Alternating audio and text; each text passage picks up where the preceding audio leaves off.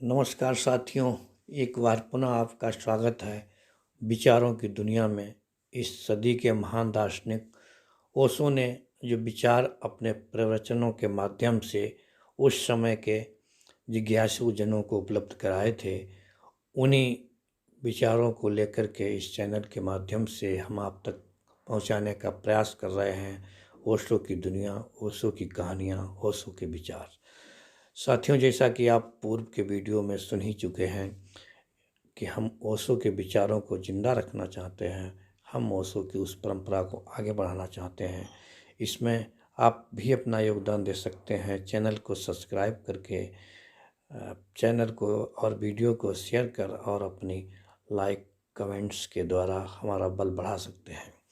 कहानी शुरू होती है कि एक व्यापारी को व्यापार में घाटा हो गया और वो अपने इस घाटा के कारण, अपने इस धनहानि के कारण रात दिन चिंतित रहने लगा।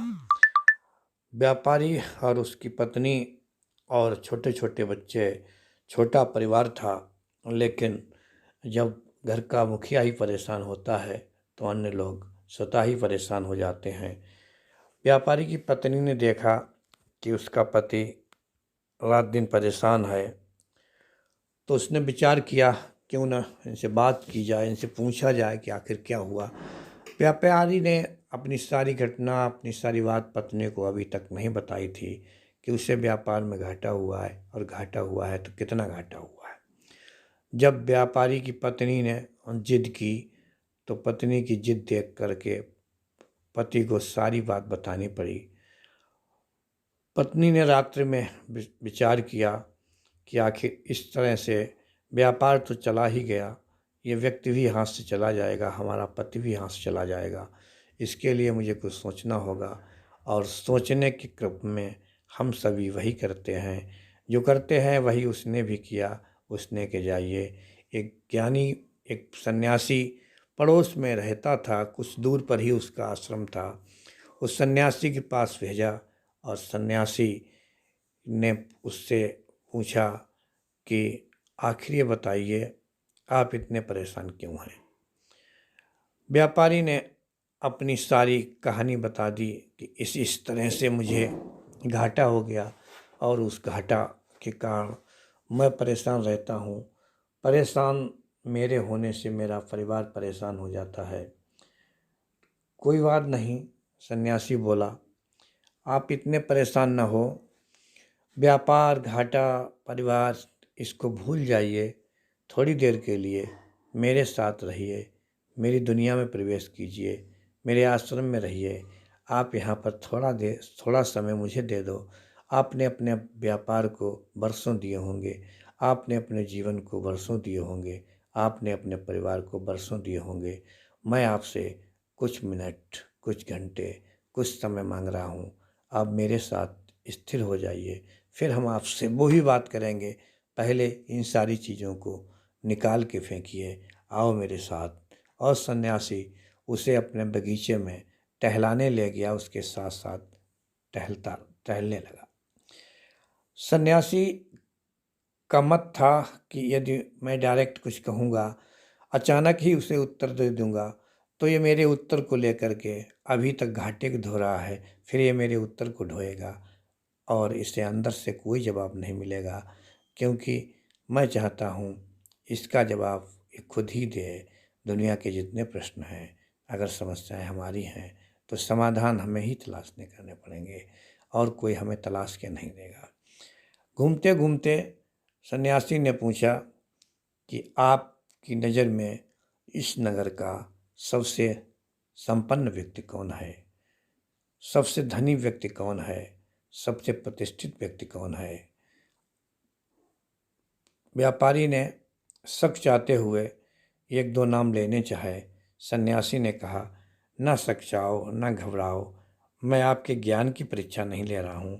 मैं तो पूछ रहा हूँ, मैं सन्यासी हूँ, मुझे नहीं पता है इस नगर में कौन धनी है, कौन निर्धन है, बस यूं ही पूछ रहा हूँ। व्यापारी ने जो व्यक्ति उसे धनी लग रहा था, जो व्यक्ति धनी था, उसका नाम बता दिया।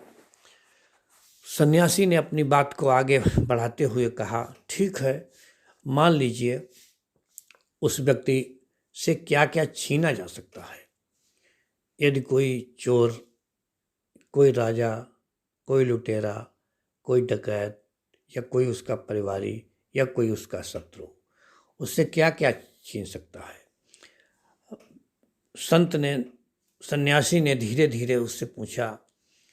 व्यापारी ने बताया कि उससे कुछ चीज़ें हैं जो छीनी जा सकती हैं, क्योंकि व्यापारी था तो बुद्धिमान, लेकिन परिस्थितियों बस उसे घाटा हो गया था।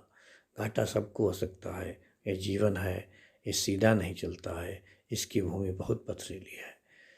व्यापारी ने बताया कि नंबर 1 उसका धन छीना जा सकता है, नंबर 2 उसका पद छीना जा सकता है, नंबर 3 उसका यश छीना जा सकता है, नंबर 4 सोना चांदी छीना जा सकता है, 5वें नंबर पर इसका महल आता है, इसका मकान आता है, छीना जा सकता है, 6वें नंबर पर परिवार छीना जा सकता है, 7वें नंबर पर दुकान छीनी जा सकती है, 8वें नंबर पर इसका धर्म छीना जा सकता है और 9वें नंबर पर वो सब छीना जा सकता है जो खरीदा या बेचा जा सकता है। सन्यासी ने कहा, ठीक कहा आपने जो 9 बिंदु बताए हैं, इनको घटाया और बढ़ाया भी जा सकता है।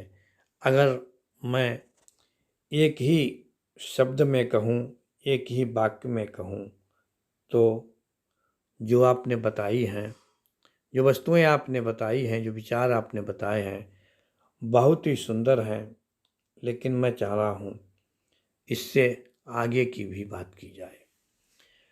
व्यापारी नहीं समझ पा रहा था कि ये मेरे प्रश्नों के उत्तर हैं या ये उस नगर व्यापारी के संबंध में है, नगर सेठ के संबंध में है। हाँ, वो जरूर अपनी बात बोले चला जा रहा था।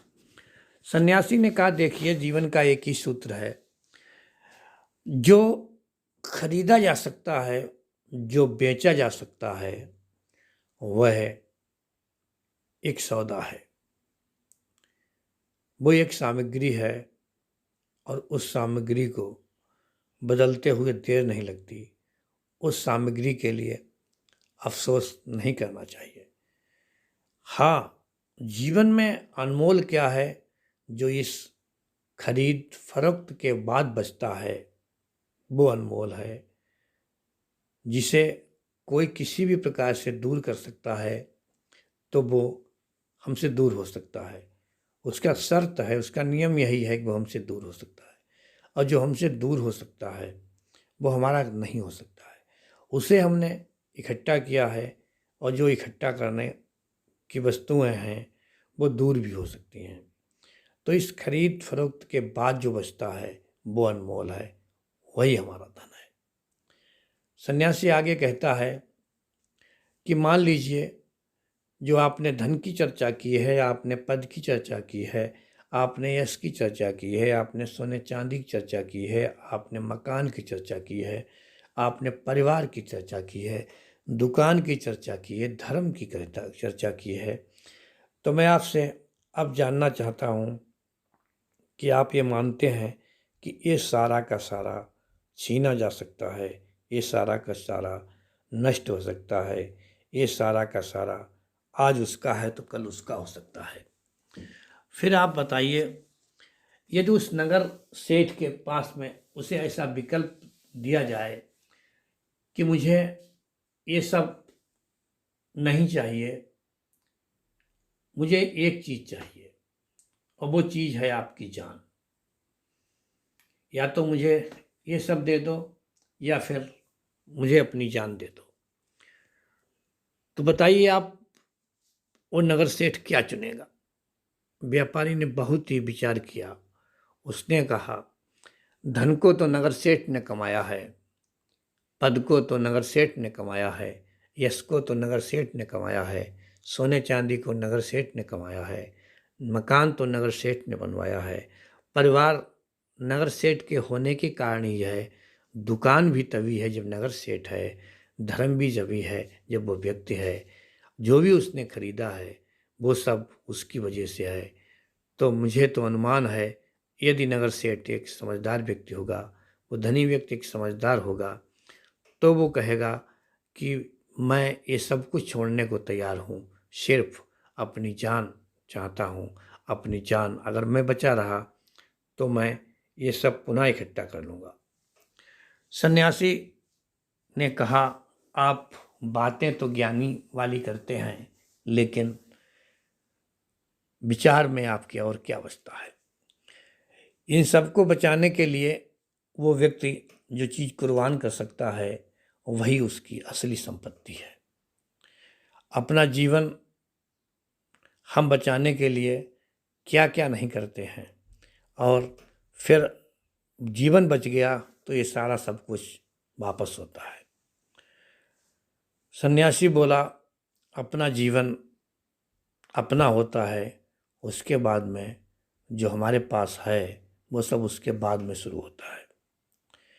जो छीना जा सकता है वो आपका नहीं है, जो छीना नहीं जा सकता है वो आपका है। अब बताइए, आपसे जो छीना गया है वो छीनने लायक था, वो अपना था या दूसरे का था?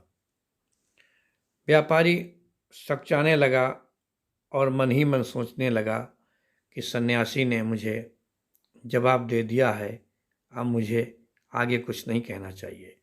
सन्यासी ने और खुलकर कहा कि आपका धन चला गया, आपकी संपत्ति चली गई, तो आप ये मानिए आपसे कुछ नहीं गया है। जो जा सकता है वो चला गया, जो बच सकता है वो बच गया।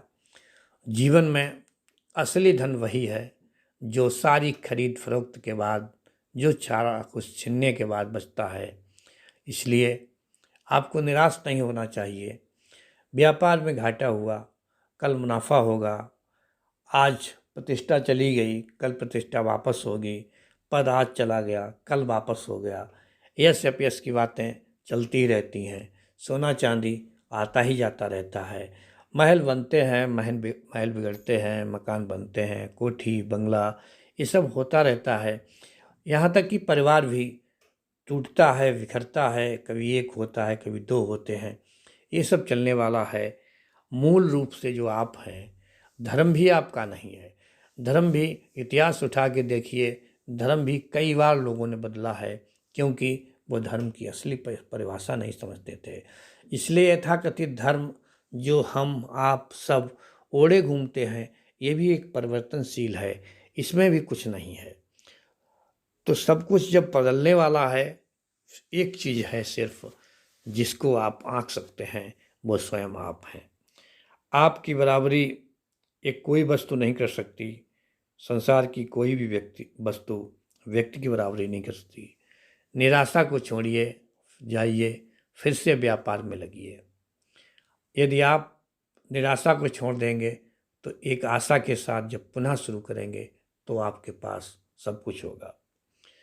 साथियों, इस कहानी का यही संदेश था कि जीवन में उतार चढ़ाव आएंगे, हम आबाद होंगे, हम बर्बाद होंगे, हमारा वो सब चला जाएगा जो हमने इकट्ठा किया है, या हमारे पास वो सब कुछ आ जाएगा जिसको हम इकट्ठा करने की सोच रहे हैं। बस और ज़िंदगी में व्यस्त रहिए, मस्त रहिए। ओशो कहते हैं, जीवन इस खरीद फरोख्त के बाद है। जीवन इन वस्तुओं से अलग है। जीवन आशा निराशा से अलग है। जीवन एक मस्ती है, जीवन एक खुमारी है, जीवन एक आशा है, जीवन एक विश्वास है। यदि हम इन सब पर कायम रहे, फिर हमें ये जगत की वस्तुएं न परेशान कर पाएंगी, न हमें खुश कर पाएंगी, क्योंकि हम जानते हैं जो खरीदा जा सकता है, जो बेचा जा सकता है, वो हमारा नहीं है। जो इस खरीद फरोख्त के बाद बचता है वो हमारा है। व्यापारी खुशी खुशी अपने घर वापस आया, और वापस आने के बाद तो उसने अपनी पत्नी से कहा, मुझे अपना उत्तर मिल गया, अब मैं परेशान नहीं हूँ। मैं अब इस जीवन को फिर से जीऊँगा, फिर से सब कुछ खड़ा करूँगा जो हमारा चला गया है। साथियों, वीडियो को अंत तक देखने के लिए बहुत बहुत धन्यवाद। मुझे आशा ही नहीं बल्कि पूर्ण विश्वास है आप इस कहानी को उन सारे लोगों को पास भेजने का काम करेंगे जो कष्ट में हैं, जो परेशान हैं या जो खुश हैं, खुश होने के लिए भी ज़रूरी है कि आप इस वीडियो को लाइक करें, शेयर करें और उन सारे लोगों तक भेजें जिन्हें आप अपना प्रियजन मानते हैं। आगे आप और किस बिंदु पर, किस विषय पर कहानी सुनना चाहते हैं, ओशो की दुनिया में आपका स्वागत है। उस महान दार्शनिक के विचारों को मरने ना दें और हमारे साथ बने रहें। जय हिंद, जय भारत। फिर मिलते हैं एक नए विषय के साथ। तब तक के लिए नमस्कार।